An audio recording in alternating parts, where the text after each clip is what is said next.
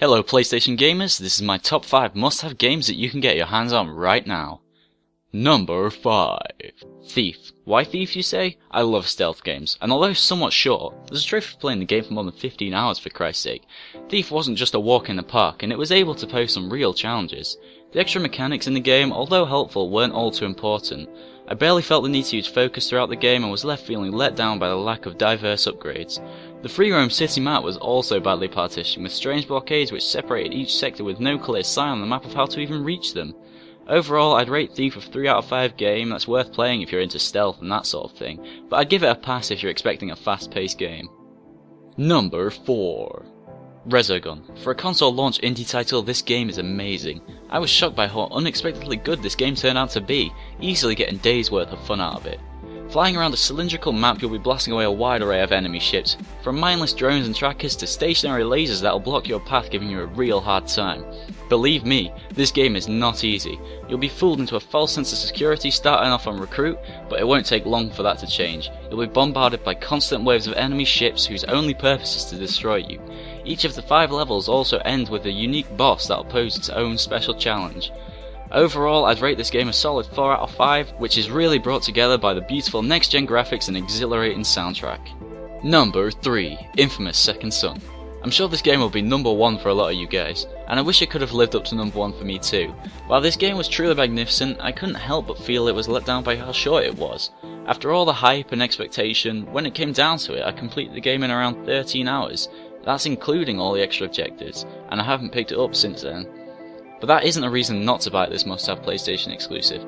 This game is incredibly smooth, running at 60 FPS. When roaming the city and killing enemies, I feel no ruggedness at all. The maneuverability of Delsin flows together perfectly, which is an absolute must in a game like this. Did I mention superpowers are awesome?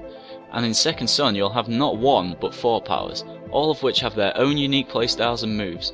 The graphical capabilities of the PS4 also allow this to be one of the best looking games to date. Releasing your powers in a wondrous flurry of lights and obliterating all enemies in sight is incredibly satisfying and leaves you totally engrossed in the game, right from the start to finish. Overall, I'd rate this game a 3.5 out of 5, which I know seems a little harsh, but it just seems justified because of the expectation versus the reality of this game. It just didn't live up to what it should have been. Number 2. Outlast. Now I know what you're thinking, seriously? How did an indie title like Outlast that's been on PC for months beat Infamous? Well, I'll tell you. I never even took a glance at Outlast when it was on PC, because horror games have never been my thing, and I generally just tried to avoid them altogether. But after seeing it free on PS4, I really couldn't pass up the offer. 20 minutes into the game and I was already reeling back and regretting even playing the game. I'm a total pussy if you hadn't realised. I turned off my PS4 and left it in the darkness. A few weeks later I had some friends around and they thought it would be fun to play Outlast together. To my amazement, it turned out to be the most fun I've had playing the game in an incredibly long time. While some of the horror was desensitized by having friends joking around, it didn't stop the scary moments being increased tenfold by an unexpected jump when someone ends up screaming their head off, creating a chain reaction where everyone needs a fresh pair of pants. The story behind Outlast kept me gripped right till the end and wanting to know more. Even better, there's a DLC coming out for Outlast just on the horizon, so I can't wait to play that. Overall, this game would get a 3 out of 5 for me normally, but because I was playing with friends it really bumped it up to make it a 4 out of 5, easily. Number 1. Assassin's Creed Black Flag. It might seem strange to put what seems like another generic Creed title at number 1, but this game doesn't even have to try to get my top spot. After the absolute shambles that was Assassin's Creed Revelations, I didn't even bother buying Assassin's Creed 3. I decided to go out on a whim and buy Black Flag when it came out. Honestly, it was only because there were no other games to play at the time, and I was not disappointed. For the first time in a long time I had that feeling of just one more mission, or I'll just blow up one more enemy ship, and then next minute it's 3 AM and you're wondering where the time went. While the story of Black Flag was not on par with the other Creed games, it was still super fun to be a pirate sailing the 7 seas. The mechanics of this game are brilliant, whether it be sailing or free running it will all flow in together fantastically well. The sea battles are one of my favourite parts of this game. I found myself almost fully upgrading my ship before I'd even finished Sequence 2.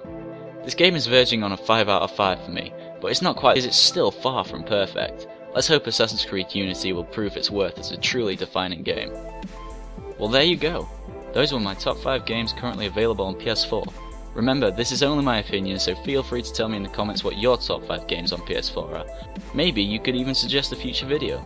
This has been Fruity, and I want to thank you if you managed to make it this far. I will see you next time.